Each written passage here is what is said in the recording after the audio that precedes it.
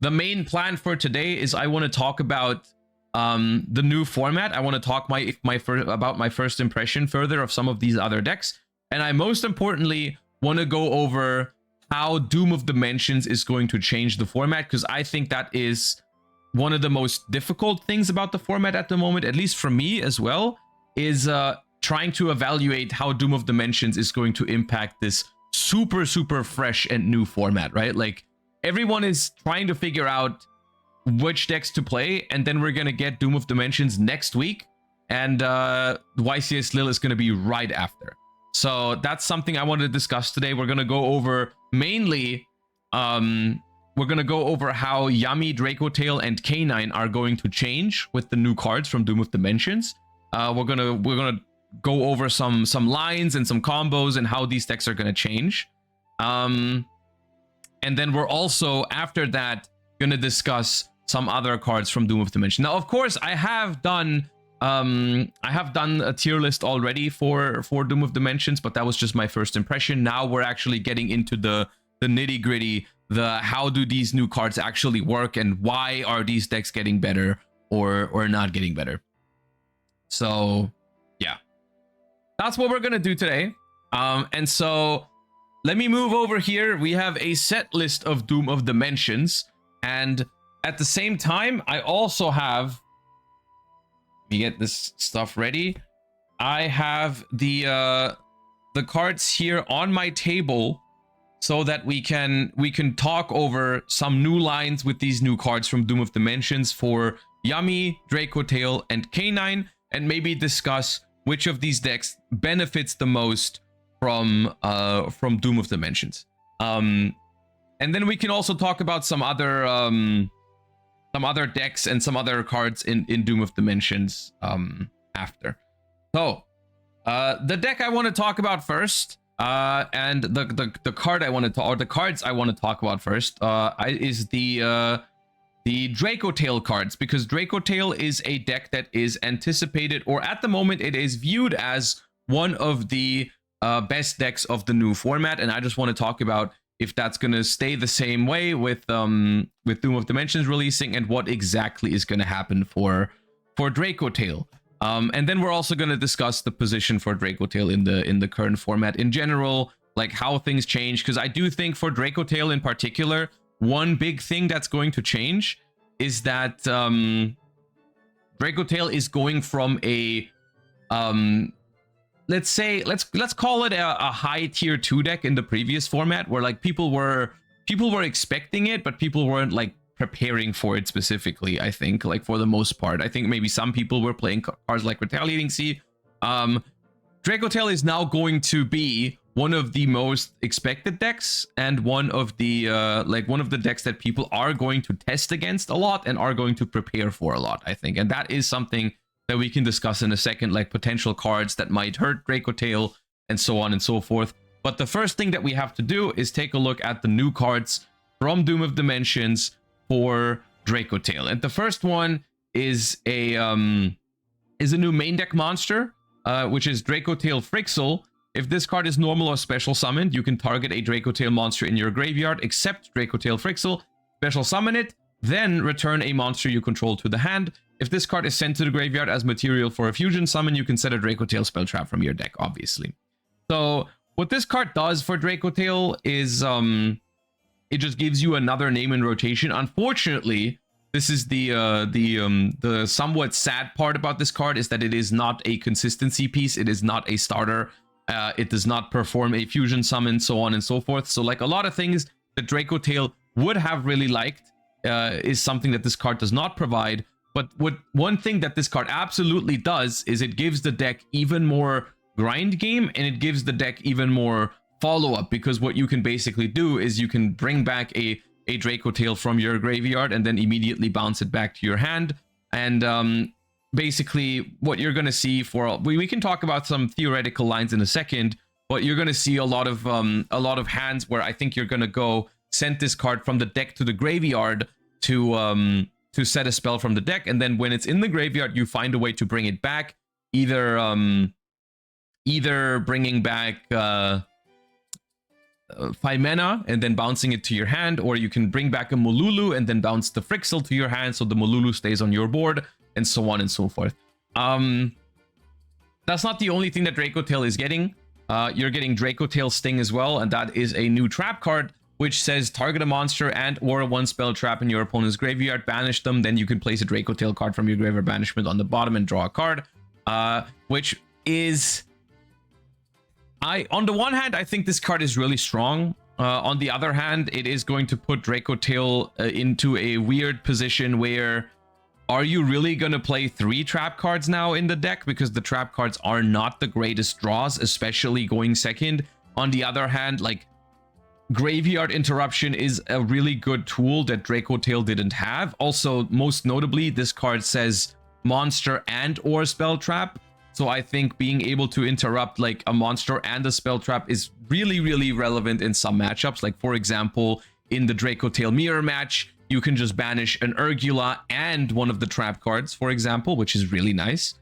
Or against Yummy, you can take away the target for like a Marshmallow when they're trying to add back Surprise or something like that. Like, being able to interrupt monsters and spell traps at the same time is pretty valuable against Mitsurugi as well, right? Like, you can banish whatever they're trying to add back off of Kusanagi. Like, if they go Kusanagi, try to add back Prayers, you can banish that Prayers, and you can also banish the Kusanagi at the same time, which is huge in the grind game, right? So Dracotail Sting is a very high potential card, I think, in certain matchups. But the question is, are you really willing to play 3 trap cards in your Dracotail deck? But that being said, let's maybe take a look at how these cards could work in practice rather than just in theory.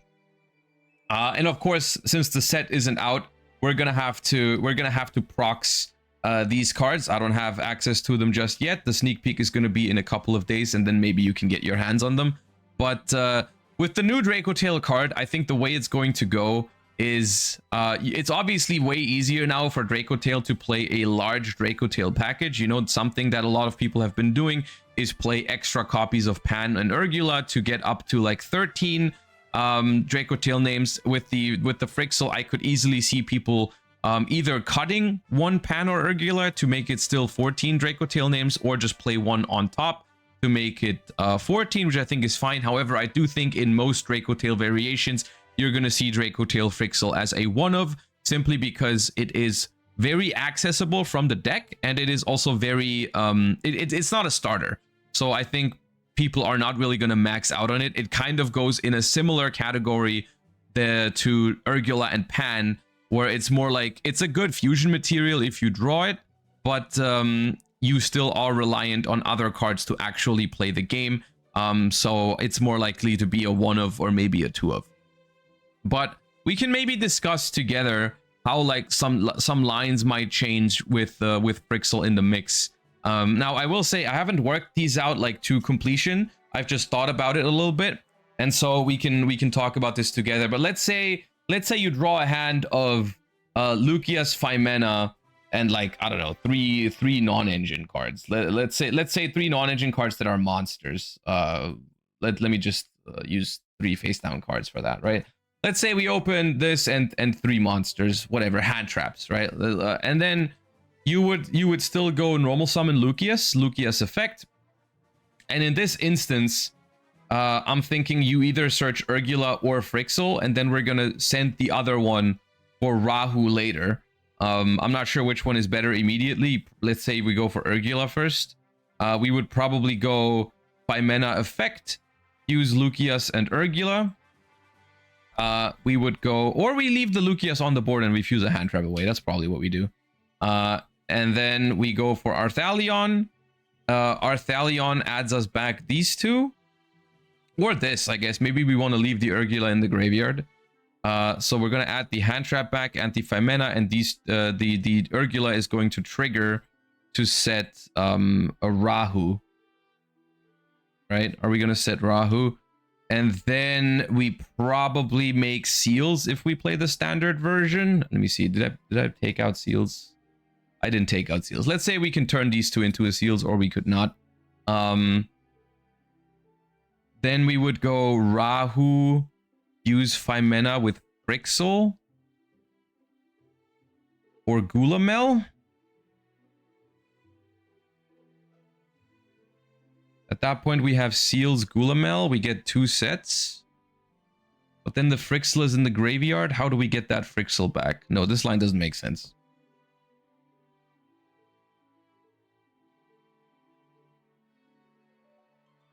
Surely there's a way. Like, what would we would have to make a Secretarion dragon first, maybe. Right? We have to make Secretarion first, and then we have to Rahu for the Arthalion. I think that might be how we have to do it. So let's say Lucius Phimena, we go Lucius. If we want to make a Secretarion first, we have to search Urgula here because we need Dragon and Spellcaster. Then we go Phimena. Then we would have to fuse the Lucius from the field, however, unless we have more Dracotail names in hand. Of course, then the lines can change. But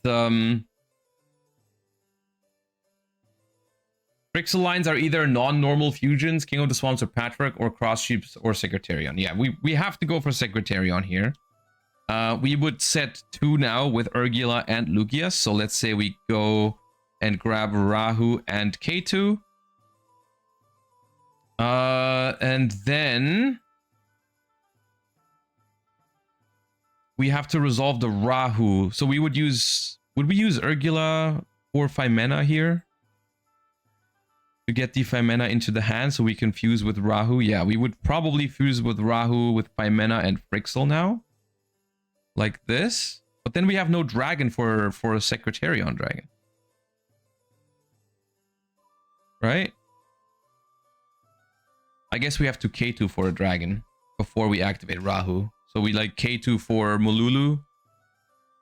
And then we Rahu fuse Frixel from deck, Mululu from hand. Oh, sure. And that would be Arthalion. Now we would use both of these effects as well as Arthalion to bounce back 1, which would be the Lucius here. The K2 and the Rahu are now in the graveyard, and we set 2 traps.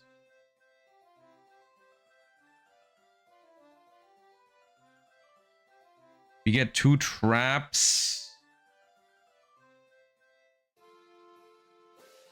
We have Phimena, Lucius, Secretarion, Arthalion. Now we use Secretarion, targeting Mululu, but then we have nothing engraved for Frixel. Right? You'd rather want Pan engrave? Yeah, but like no matter which dragon I use, it's gonna go back for Secretarion. No Arthalion bound? I just don't use the effect of this? That's awkward, isn't it? I don't know. Maybe it's a matter of it's not that great in 2-card combos. Maybe it's more like something that matters in like a very high engine hand. You do Gulamel and you do Arthalion after. But what is my 3rd way to fuse in this scenario when I just have Dracotail cards, right? Because do I like revive Mululu? But then when I revive Mululu, how do I get to Frixel? Is my question. Like I'm trying to understand how Frixel can make like average hands. Like how do you make it happen in average hands? Frixel revive Mululu. That would hypothetically work. However, Frixel revive Mululu is like, how do I get to Frixel then? Because if I'm trying to get to Frixel, I have to, like, if I use Secretarion, I shuffle back my dragon, right? Cross Sheep? Okay, Cross Sheep works, but Cross Sheep needs a decent amount of setup without activating Rahu, right? Like, you would have to make a Cross Sheep early. I guess we could make Cross Sheep and then activate Rahu. Like in the scenario, like, but yeah, but I mean, so we would, you make sheep instead of seals. Okay, so normal summon Lucius with a Phimena in hand. Lucius effect. Let's just add the Frixel first, if that's the case. activate 5 mana, fuse the Frixel from hand with a random card. Make Arthalion. Arthalion effect adds back 5 mana. And this sets Rahu. Then you make Cross Sheep. Cross Sheep here somewhere, I don't know. No. You make Cross Sheep. You activate Rahu. You fuse 5 mana. Oh, this is a little cleaner, I think. Yeah, you fuse 5 mana with Urgula to make Gulamel. Now you trigger these 3 to set, let's say, K2 and Flame. Or maybe we set another trap, depending on if we can do more. And now the Cross Sheep. The Cross Sheep is going to bring back the Frixel. And now the Frixel is going to bring back the 5 mana to your hand, essentially, right? Special this at the 5 mana back. And then the Urgula just adds you back the Lugia. So you have just more resources, right? But then you are kind of stuck with a Cross Sheep. But being stuck with the Cross Sheep on the field isn't actually that bad, right? Because the Cross Sheep also does this on the opponent's turn, right? Like, but this does play into a lot of hand traps pretty hard. Also, the K2 here could be a second trap if you wanted to. Because what I'm thinking is like, okay, on the opponent's turn now, when I use the 5 mana to fuse, I can fuse the Frixel and the Lucius into another Arthalion.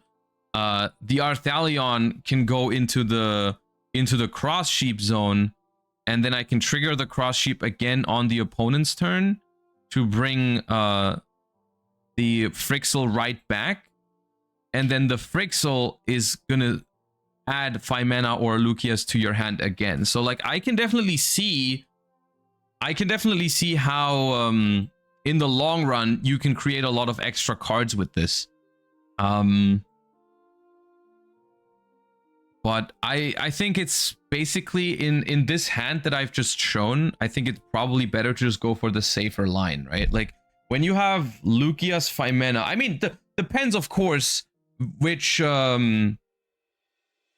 you summon Lucius, bounce Frixel. Oh yeah, that's even better. That's even more cards. Like you summon Lucius, bounce Frixel, and then Lucius triggers to search more. The problem is none of this gives you more interruption, right? This is all just creating more and more and more follow-up, which I feel like is something that Dracotail already has to an extent. So basically, like your follow-up goes from really good to completely insane, I think. But it doesn't really add much more to the end board of the deck if you don't like.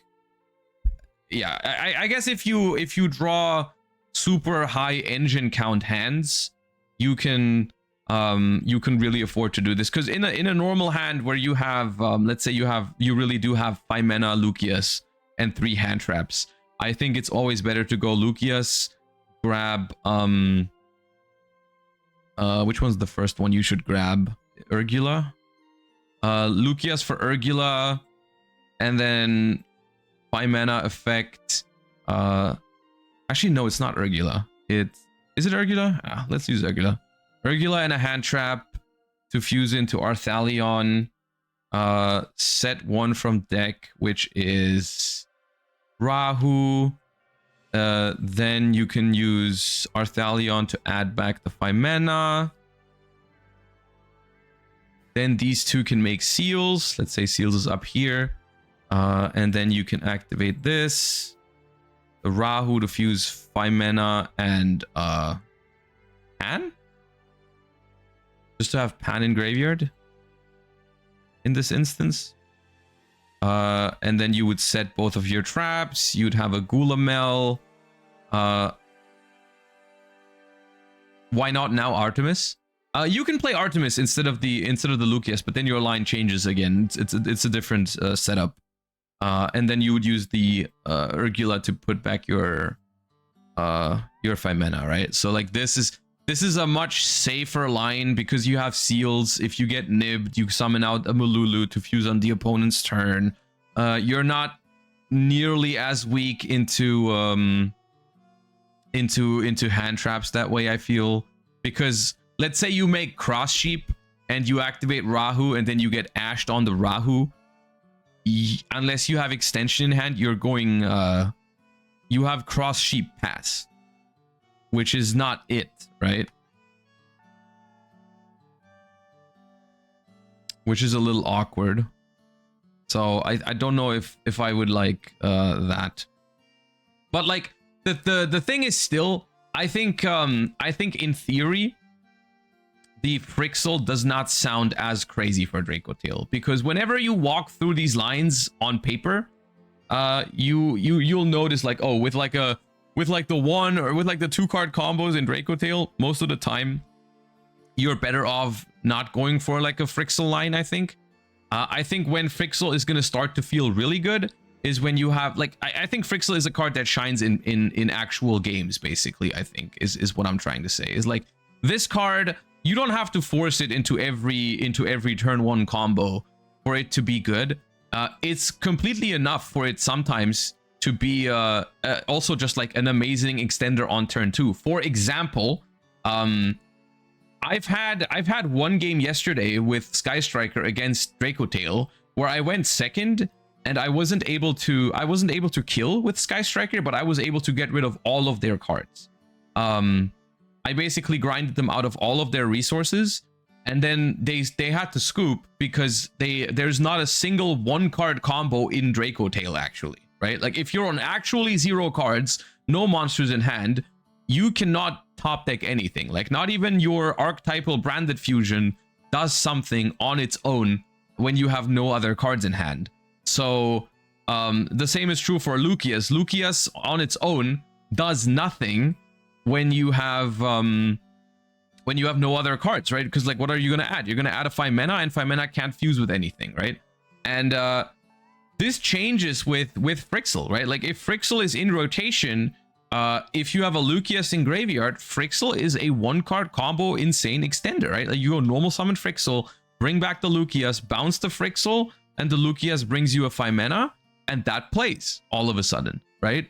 So this card just existing, I think is going to make the follow-up turn for Dracotail a lot stronger, which is obviously not something, it's not something that you're going to notice when you just practice like the spreadsheet combos, right? In the spreadsheet combos, this card is not going to seem that crazy. I'm struggling to make it work right now, honestly, to like find good 2-card combos where you really want to go through Frixel. But like, I think it's definitely good enough to play 1 copy just to get a higher Dracotail count in general, which I think is good, and then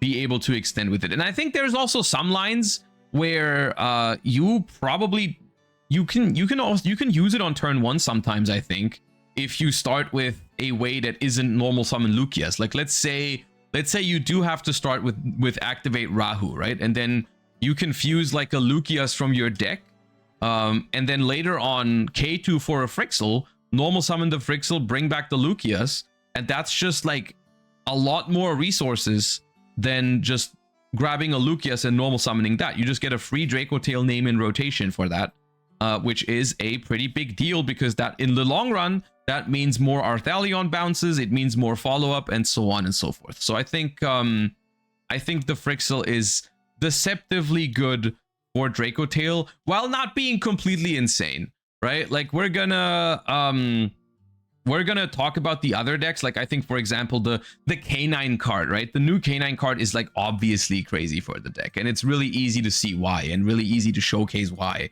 And the same is true for the Yummy card. Like the Yummy card is obviously really strong for Yummy.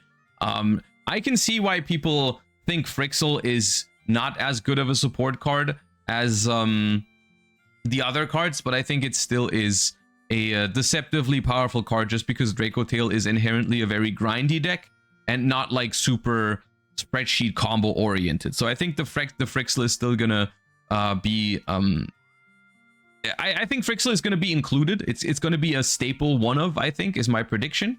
I don't think you're going to play more than one, but I also don't think you should not play it. I think it is way too good to not play.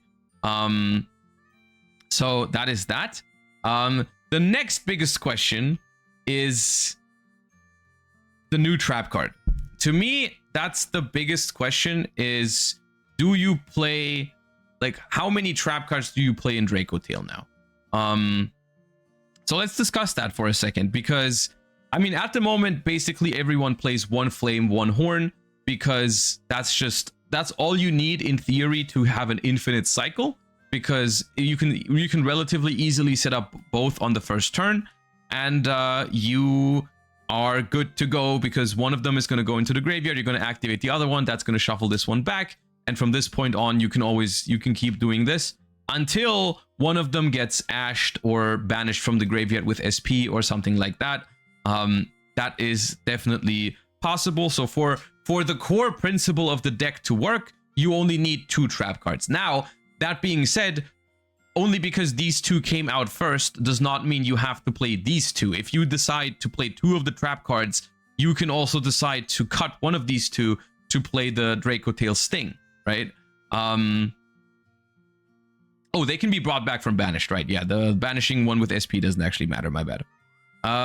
But like, you could decide to cut Horn, for example, because Horn is the one that I feel like is the easiest to play around. I think Flame is the best one. I agree. Flame, a spell negate is by far the most valuable thing. However, I found the same thing with Flame. Flame was something that, depending on the deck I was using, I was able to play around it. You know, when I was playing Dracotail mirror matches, sometimes, you know, my opponent has a 5-mana or a way to search the 5-mana or a Cartesia. You know, like, there's ways to play around Dracotail Flame if you can fuse without activating a spell card in the mirror match, for example. And then, like, I found ways. Sometimes I just drew Urgula plus Cartesia, and then I went Cartesia effect, fuse away Urgula, and then pop the flame. So that's the thing with the Dracotail trap cards. They can all be played around in some way, shape, or form. Obviously, Horn has to bounce an attack position monster, so some decks can just summon their stuff in defense and play around the Horn that way. And with Flame, in theory, all you have to do is play without activating a spell card. I think that is one of the advantages for Dracotail Sting. Dracotail Sting can't really be played around. As soon as you're playing the game, some card is going to end up in the graveyard, right? So, like, this is the one that, like, is always going to do is always going to be able to be activated, at least, right? So I think that's important to note. I think in an ideal world, you would like to play all 3.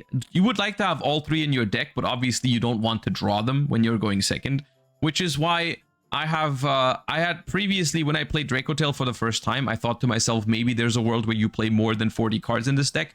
I think you could treat this deck kind of like Dragon Link. How people used to play Dragon Link back in the day is like, they just played more than 40 cards to, like, reduce the number of bricks that they would see, and they just put more engine in. That also kind of works. So that's something you can do. I know you can horn your own cards, by the way, but I think whenever you're using horn on your own card, while it's obviously better than just letting it get destroyed or something, I think that's not, like, it is very often correct to do, but it doesn't really speak for the quality of the card if very often you have to horn your own monster just to get the recycling and draw. Like, it's not ideal, I would say, is like when you have to do it. There are some scenarios where it's crazy, like bouncing your own Bestial or bouncing your own Nibiru or something like that. That can be really cool. But, like, yeah. Essentially, whenever you're horning your own card, you could also just be getting something out of your opponent's graveyard with Sting. But yeah, I think that's going to be a very important decision for Dracotail. Obviously, the more traps you play, the better your deck is going to be in the grind game. because you just have better longevity and you have better things to set off of your Dracotail effects. And you will also just outgrind other decks naturally with the Graveyard Banish. Like, the Graveyard Banish is a really, really good card in grindy games. Of course, it is the quote-unquote weakest disruption out of the three, right? Like, just Graveyard Interaction is not the best thing you can do. But I do think it is pretty strong. So, long story short, I would probably start by main decking 2 is probably my first impression. I think siding in a third it could be pretty valid. Because another thing, like a genuine win condition against Dracotail, if you have a deck that can grind well, one win condition against Dracotail is to just Ash or Bell the second trap, right? Like, when they only play 2 traps, let's say in the current format, they play 1 Horn, 1 Flame. If they activate let's say they activate Flame first, it goes to the graveyard by shuffle, and it puts back a spell card. Then they activate Horn, and you Bell or Ash it, and then both traps are in the graveyard. Now they can no longer recycle any of the traps. They have no more ability to get these back. And if your deck can grind, there's a very high potential you can beat Dracotail, because they simply cannot reset these trap cards over and over. Hypothetically, a third trap in the mix is going to, you know, solve that problem for the Dracotail player. So I think at the moment in the next format, obviously, I mean, Ash is always a popular card, but I think Bell at the moment feels pretty good. You know, Bell has solid applications against Mitsurugi, solid applications against Dracotail, solid applications against Yummy. And I think in other matchups, you can also find solid spots for Bell.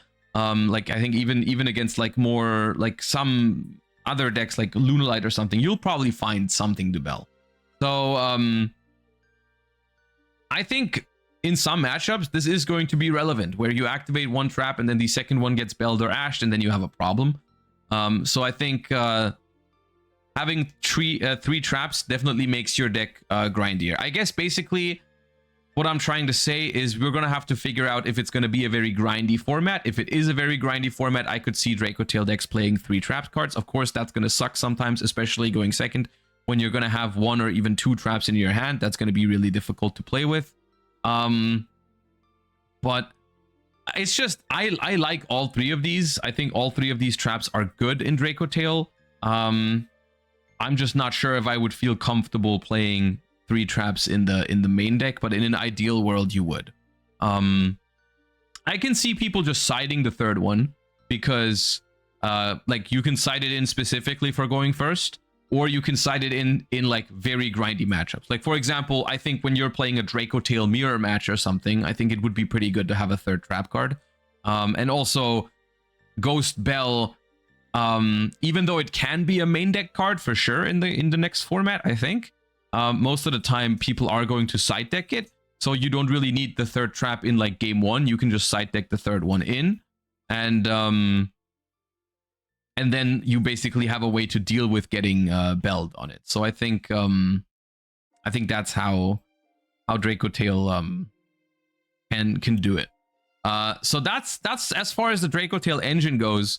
Let's discuss the position of Dracotail overall, and maybe like the kind of versions that people are messing around with at the moment. Because Dracotail still, even after a little bit of time has passed since the deck has come out, Dracotail is still, I think, the deck out of Justice Hunters that has the most possibilities. You know, like, people are playing Edgem Chain and Patchwork, people are playing Cartesia, people are playing Poly with King of the Swamp.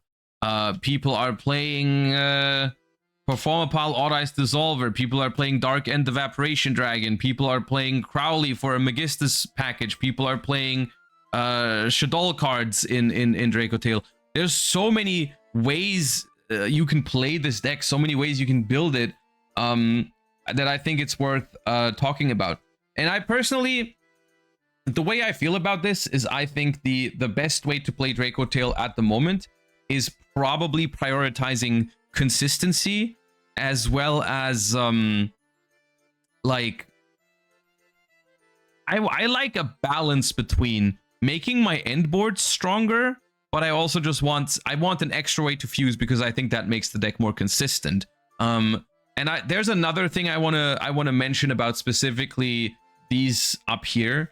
I think in theory, both Ejim Chain as well as King of the Swamp are really high quality engines for Dracotail. I liked both of them a lot when I played this deck. However, what I alluded to earlier is the fact that Dracotail is now a much more relevant deck than before. Now it was a relevant deck beforehand, don't get me wrong, but like now people actually think it's the best deck, some people.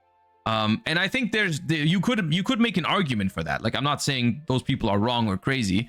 I'm saying like people will have Dracotail on their radar more than before because everyone knows it benefited a lot from this recent ban list, and people are now willing to play cards specifically for Dracotail, whereas previously it was like, okay, you know, I gotta prepare for K9 Vanquish Soul and Yummy. Those decks are so popular. I need to focus a majority of my side deck on those.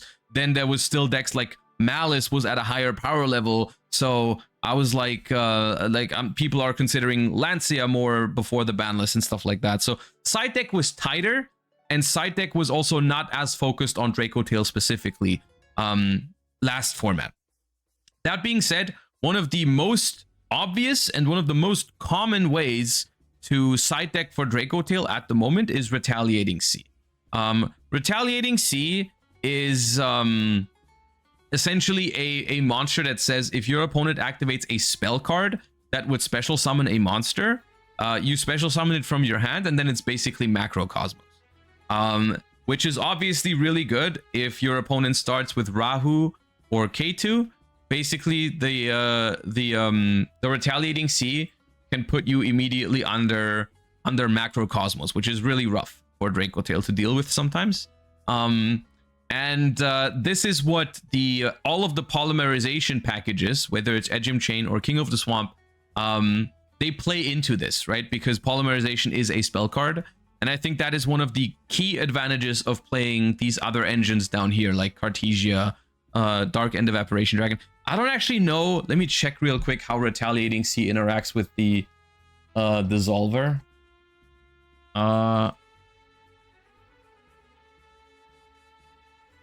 How does Retaliating Sea interact with the Perform Polymer? When your opponent activates a spell card that includes an effect that specials a monster.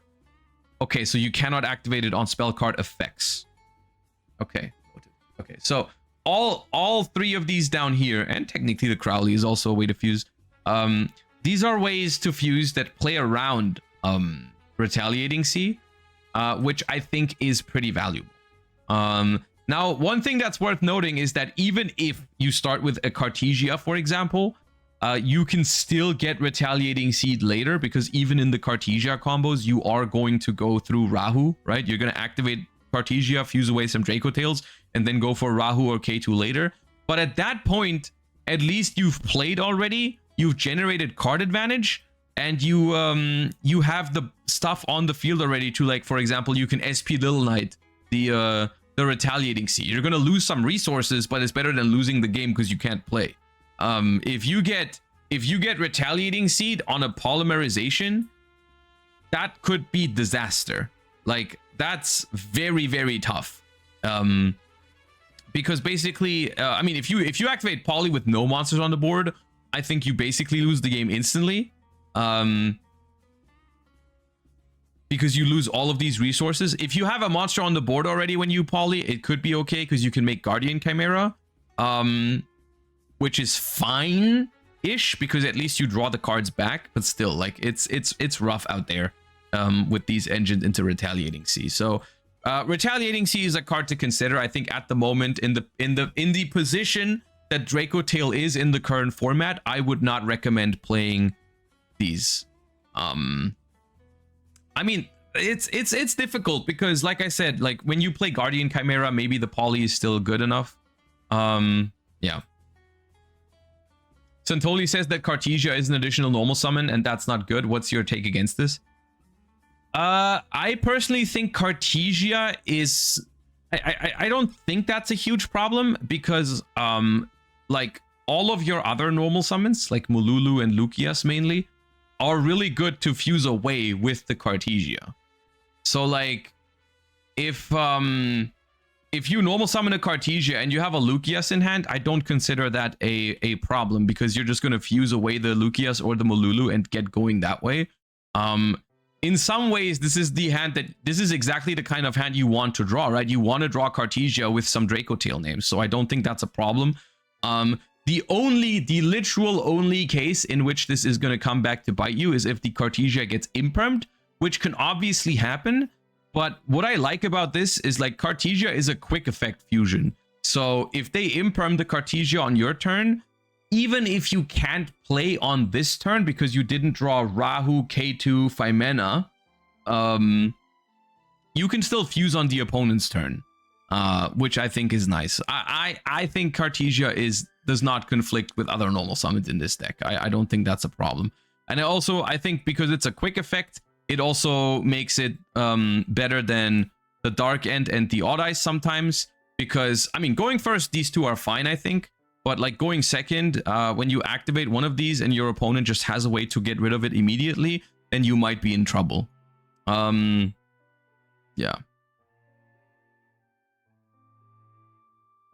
Cartesia is poly. Cash it back in the end phase and a spellcaster. It is really good. I think Cartesia checks a lot of the boxes. I think right now I would lean towards playing Cartesia in Dracotail if I had to play. Or like I would lean towards playing Cartesia in Dracotail because all of the things that we just said. You know, plays around Retaliating Sea, comes back to your hand, which I think is really good. Like, I think that's something that also shouldn't be underestimated. The fact that Cartesia jumps back into your hand every turn, which means that you just have like one extra material for this. So like, instead of having to decide like, oh, do I add back stuff from my grave or do I bounce my opponent's cards? You can just do one extra. So you usually don't have to decide. Like, you will have enough resources to do both, get some resources back and bounce their stuff. So I think Cartesia is pretty good in Dracotail right now. As far as secondary engines, I've seen people mess around with. I mean, I've messed around with Megistus a little bit. I've played a little bit of Shaddoll, and I've also seen people mess around with what's it called? Dragon Maids. I think all of those engines are good. Personally, my first impression of these is I think playing Crowley is 100% valid. You can. I'm not sure if it's better than just playing pure Dracotail, but I think the Crowley line is pretty strong. And it's also, I guess one small thing about Crowley is that it will make games a little bit faster, I feel like. Because if you resolve that combo, your opponents are going to not be able to really play into it that well. So with the new time rules in mind, there is less games. There's less games where you go closer to time because the Crowley end board is just going to make things faster sometimes. So I think that's valid. I think Shaddolls are interesting. What I don't like about Shaddolls is I don't like that they are just like more cards that are reliant on you being able to perform a fusion summon for you to do anything. I think that is already a difficult thing to do with Dracotail, is play enough Dracotail names, play enough ways to fusion summon, and then also fit in Shaddolls, and then also have enough non-engine in general for the format, which I guess you could argue with K9 Vanquish Soul being out of the format. It is possible to play less non-engine in general, because it is a more mid-rangey format. You know, you don't have to necessarily hand trap Mitsurugi 10 times in order for you to be able to play the game, right? Like the Mitsurugi endboard is something you can play into. All of these things are true. So I think playing some extra engines in Dracotail is now a possibility rather than before, where maybe it was more optimal to play a lot of hand traps. I still think you want some hand traps, you know, like cards like Nib, cards like Fuva. Also, Ash seems pretty high value in the current format. I think the best way to go about it is to prioritize consistency cards. So I'm not sure how I feel about the Shaddolls. If anything, I would probably play them in a very small package. And I think I prefer more ways to actually fuse. And if I wanted more cards to fuse away, I think you could also just play more Dracotails. Like, I think playing more Pan or more Urgulas, I think, is also something that you could consider for Dracotail.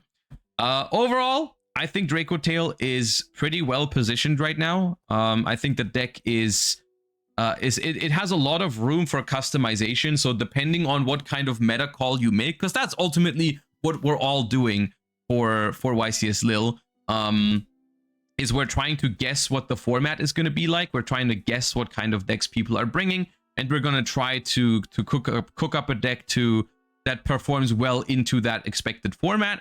I think if you expect a lot of Yummy, you can adjust your Dracotail deck accordingly. If you expect a lot of other Dracotails, you can adjust your Dracotail deck accordingly. So on and so forth. Could you show the Megistus combo? You can go !YouTube. I made a deck profile and explanation for the Dracotail Megistus like a couple days ago. It's out there. Yeah. Another thing that someone just brought up in chat, good point. Branded Fusion. The new Dracotail name is a light monster. Which I think is interesting for a couple of reasons. Not just Branded Fusion, but also Shaddoll Fusion. It being a light monster is certainly relevant. Now, I have not played Branded Dracotail yet. I personally was under the impression, I mean, Branded Fusion being at 2 also makes that deck a little more attractive, I feel like, because you just have more ways to Branded Fusion now. And like, I've seen people play like cards like Aluber in the deck, and I'm gonna be honest with you, I'm not a huge fan of this. I'm not a fan of playing more normal summons. Like, Cartesia is another normal summon, but Cartesia at least performs a fusion summon on its own. Whereas like normal summoning Aluber, if that gets interrupted and you don't have one of your spells or Frymena in hand, that's going to be tough. So, I don't know how I feel about like how are you going to build Branded Dracotail? Are you just going to play 2 Branded Fusion and 1 Albaz? And then give up some extra deck space for that? I don't know. Are you actually going to play like Aluber branded opening type stuff? I don't know if I really like giving up non-engine or other engines for that. One thing I could see for sure is in any Dracotail version that plays Shaddoll cards, I think playing Shaddoll Fusion post side is now even better than before, because being able to use a way to make a construct, I think is pretty cool, because that way you basically get 2 Shaddolls from your deck. Like you can send, let's say you send Squamata and Frixel to make Construct, and then you go Construct effect and Squamata effect. You can send like Beast and Dragon, or and then you pop a spell and you draw a card and stuff like that. I think that's pretty neat. But I think both of those are rather niche changes, because I'm gonna be honest with you, I don't even know if making Construct is always going to be better, because I mean, obviously what people have done previously with Shaddoll Fusion in Dracotail is they would play either the Wind or the Fire Shaddoll, or both. And then, because like being able to send a Wind or a Fire Dracotail is also really good, right? Like being able to send an Urgula from your deck into back row and then have a non-target pop is also really, really good, right? So Grista or I think Wendy or Wendigo is the Wind one. Those are also still really powerful options. App Cologne is a monster negate. App Cologne is a monster negate, but like Shaddoll Fusion into App Cologne, you don't access your Dracotail cards at all, right? Like you're sending 2 Shaddoll monsters, which is fine. You can do that if you already have Dracotail cards in your hand. You don't need the access through Shaddoll Fusion. I think that's fine. One of the quote unquote bigger issues with Shaddoll Fusion that I have is number 1. It doesn't actually beat Herald of the Arclight, which I think that is we're gonna talk about Yummy in a second, but I think like the Yummy matchup for Dracotail now very often boils down to two things, right? The first thing is, can you bait the Herald of the Arclight before you start playing? Because if the answer is yes, then I think you're in a pretty good spot inherently to beat Yummy. But the second thing is, can you outplay their non-engine, right? Because Yummy has a lot of non-engine available to it, a lot of non-engine spaces. And so like cards like Ash, cards like Bell, cards like Purge can really mess with the Dracotail deck, you know? Like if they have Ash, Purge in their hand, I think it is not that simple for Dracotail to actually maneuver around the board, especially if there's a Herald that you have to force first, you know? That's gonna make it a little tough sometimes. Although not impossible, you know. It is. I don't think Yummy is a bad matchup for Dracotail, but it does require some serious work. And Shadow Fusion is not a card that really helps you with that. Like, yes, when they have Herald, you can activate Shadow Fusion, but it doesn't give you all that much. Like, sure, okay, let's say you do actually play App Cologne. You can summon App Cologne by sending 2 Shadows from your deck, but they will be banished, so they won't trigger. And then you can use App Cologne to target the Herald, sure. And then the Herald is, I think, negated forever, so they probably use it to negate the, they would probably use it to negate the App Cologne. So in that regard, it does do the job, right? It does out the Herald of the Arclight if you play App Cologne with multiple Shadows. But yeah.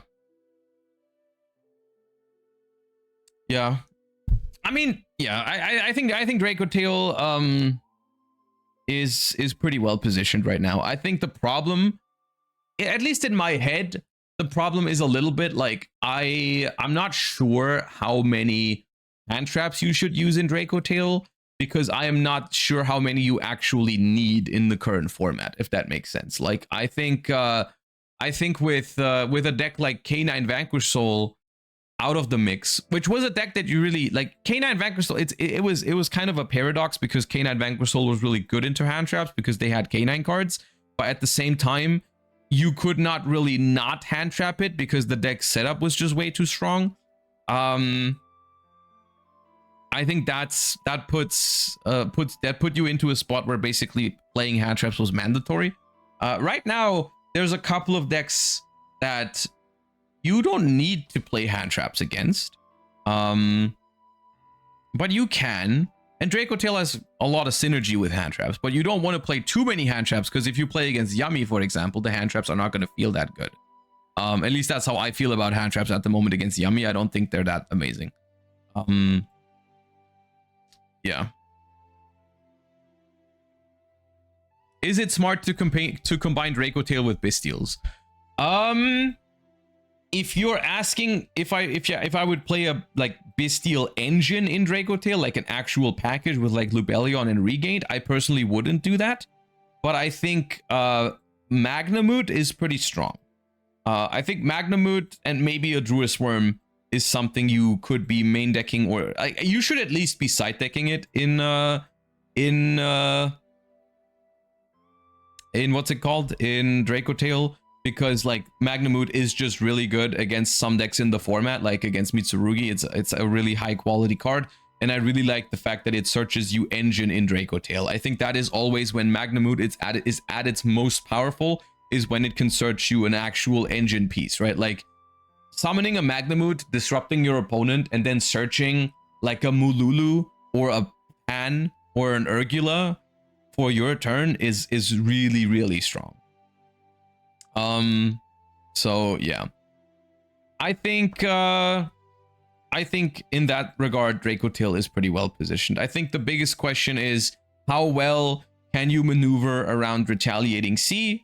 Because you know, some hands you just have to start with Rahu or K2, or you play Poly and then you get hit with it. Like it can be rough with Retaliating Sea in the format, I think. So that's gonna be a big deal for the deck. It's kind of like it's not the best comparison, but it is kind of comparable to Lancia against Malice, where like you had some hands where Lancia didn't hurt you that much because you had like backup Adignister and stuff like that, but then there's some hands where you just walk into it full on and you have no way to really beat it. I think it's not quite the same for Dracotail, because Dracotail has better and more realistic ways to actually out the retaliating C. But yeah. Snake Eyes Vengeance Dragon isn't out to retaliating if you start with Cartesia. Yeah, but if you start with Cartesia, you can't get retaliating seed, right?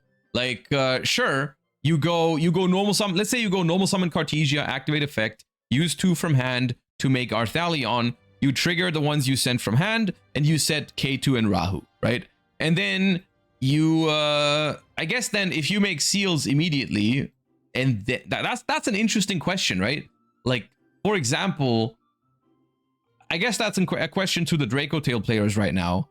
If you go, let me pull up the, hold up.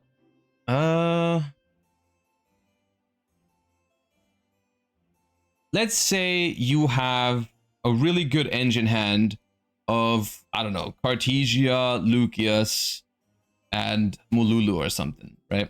And you go normal summon Cartesia and it resolves, and you make Arthalion. Here, these 2 trigger, and you also get them both back to your hand. You set K2 and Rahu. Like, do you make seals here? Because if you do make seals, the retaliating C might potentially hit you really hard, right? If you do end up making seals. I guess what you can always do is you can activate K2 first. Actually, how hard does the seals hit you? Oh, it hits you pretty hard. Okay, you make, let's say these 2 make seals. Let's say these 2 make seals, and then you activate Rahu, and your opponent goes retaliating C. If, like, because the thing is, normally I would want to activate the K2 first, right? Normally I would want to make the K2 first. Seals with Cartesia, obviously you make the freaking Blue Eyes link, come on. K2.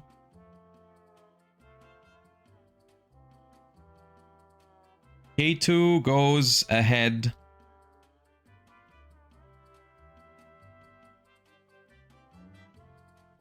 It's weird, because if this is my hand, I would rather K2 for a Phimena here, so that I can go Rahu, use the Phimena with Urgula, get my 2 traps, and then get the Phimena back to hand with the Urgula. That's what I would like to do. But that is a lot weaker into retaliating C, right? Even if I start with Cartesia. Alright? You use K2 first, they retaliating. But like, why would they retaliating in response to my K2? If I leave these 2 here, I activate K2, sure. Why would they retaliating now? They can just wait, no? Because they know I can make SP.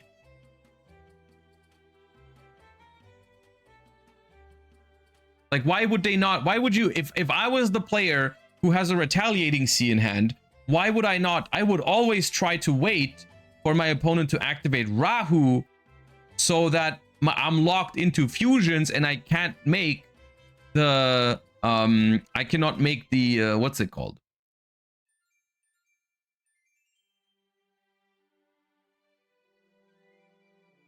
Right? Megistus kind of plays around it, right? Megistus plays around it because if I go K2 here and they don't retaliating C, I add Phimena, I can make Artemis, and then I Phimena into the Zoroa, and the Zoroa can then negate retaliating C, right? So if my opponent is playing Megistus and they activate K and I activate K2, they kind of have to make the do the retaliating C. So yeah, an interesting dynamic. It's an interesting dynamic. Because if my opponent is playing pure Dracotail with no Crowley, then I should just let their K2 resolve, right? I should just let the K2 resolve, and then I retaliating them on the Rahu, and then they can't SP it anymore, and it's really strong.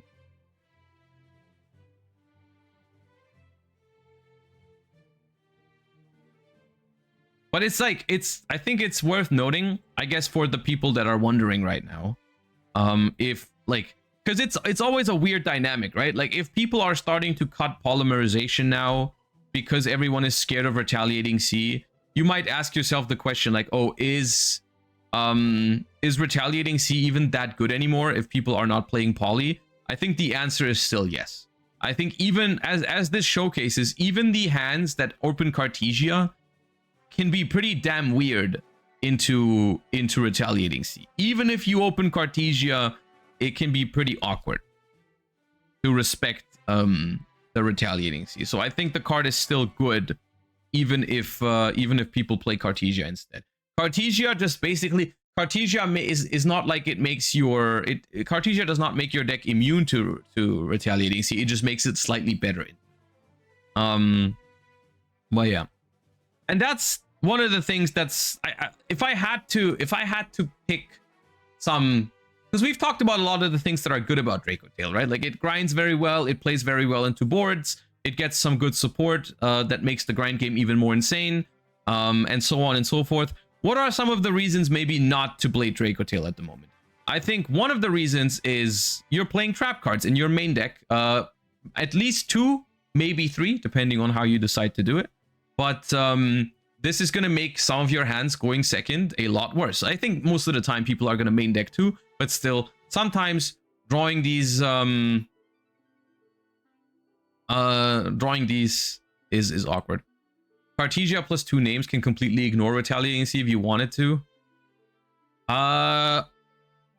You mean like just don't set the spells and set the 2 traps? Sure. The problem that I have with this is that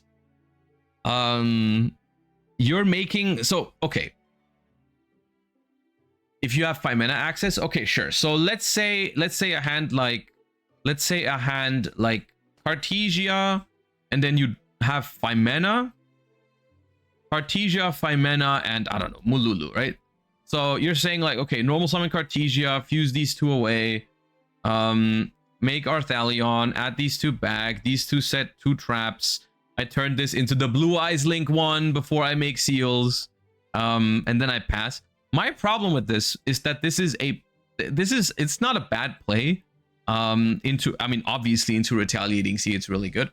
But I have my doubt that this really plays around retaliating C. And the reason I say this, also Cartesia comes back to your hand. The reason I say this is this setup is something that every deck in the game at the moment can play into, right? And you're only going to have 2 other cards in your hand. So even if those 2 other cards in your hand are solid non-engine, you're probably going to enter a grind game from this point on, most likely. I mean, it's not little disruption that you have, but it's not like something that most decks are just going to scoop to. So you're gonna, it's post side. Your opponent has probably sided in some good stuff for your deck. Like it could be retaliating C, but it could also very well be like Bell, that makes your setup weaker, or other cards.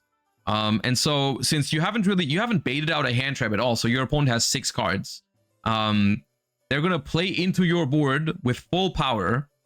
You're gonna grind with them. They're probably not gonna kill you at all. And you are going to disrupt them a little bit and probably set follow-up while you are playing with them, right? Like you're gonna fuse with the 5 mana, you're gonna fuse away the Mululu, negate something, set Rahu or K2 for follow-up. And I think that's when the retaliating C, if they actually had it, and I think that's why it's not really playing around it, if they actually had a retaliating C in their opening hand and you played around it, on the follow-up turn, it's gonna friggin' destroy you, right? Like on the next, if they like, let's say they break your board, which I don't think is that unrealistic, they break your board partially at least and set up like a half board on their own. And you start next turn by activating K2 or Rahu that's set. That Retaliating Sea is probably going to be unbeatable for you on the follow-up turn. So I guess if your non-engine is really strong, like let's say you have Ash Nib. Yeah, if you have Ash Nib, it's probably strong enough, right? Like you have the Horn Bounce, the Flame, you have Seals into Malulu, you have a Phimena to fuse. It's probably good enough. But basically what I'm trying to say is you have to respect the Retaliating Sea for the entire game, not just for turn 1. And then I think on the follow-up turn, playing without K2 Rahu is going to be really tough. But at the same time, on the follow-up turn, you do have a battle phase. So if you start your turn 2 with K2 and they Retaliating Sea, you can go like, okay, normal summon, I can search Lucius, normal summon Lucius, attack Retaliating Sea, and then play in main phase 2. So fine. It's something to keep in mind. Yes, it is something to keep in mind. Anyways, where was I? Yes. Dracotail, really good deck. One downside is you're playing trap cards, 2 to 3, which are going to ruin some of your draws. Second downside is Retaliating Sea is a menace, and Retaliating Sea will see play for sure. And number 3, I think because the deck makes relatively low to the ground end boards, there's going to be some games where you go first and you're not going to be able to win even if you combo, because your deck just is inherently a little bit more fair. This is not necessarily a bad thing, and there are ways for the deck to fix that issue. I honestly think my favorite version of Dracotail, however, is the one that makes more... like, I don't like putting in more engine stuff to make your end boards more unfair.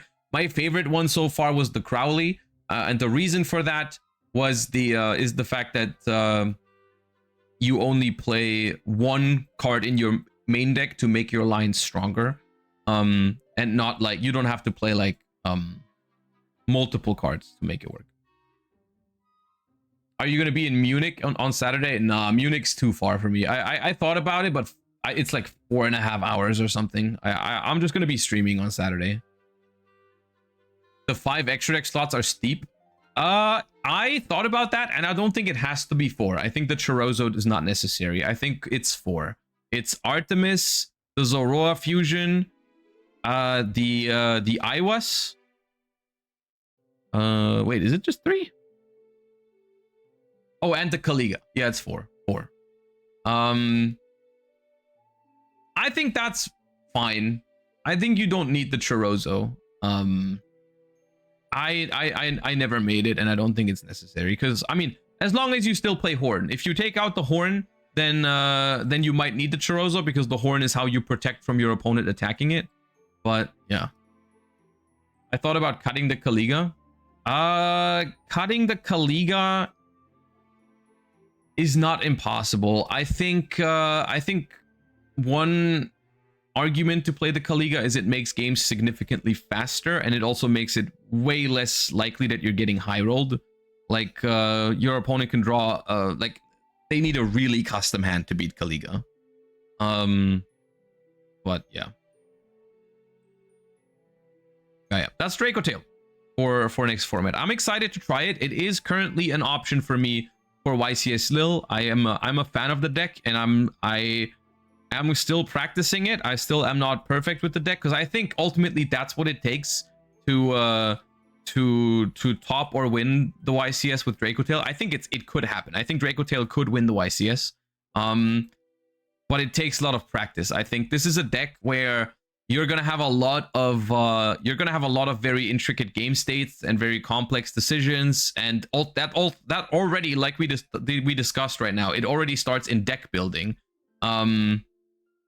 There's so many decisions to be made with Dracotail that I'm gonna need some more practice with it before I can say whether I want to bring it to the YCS or not.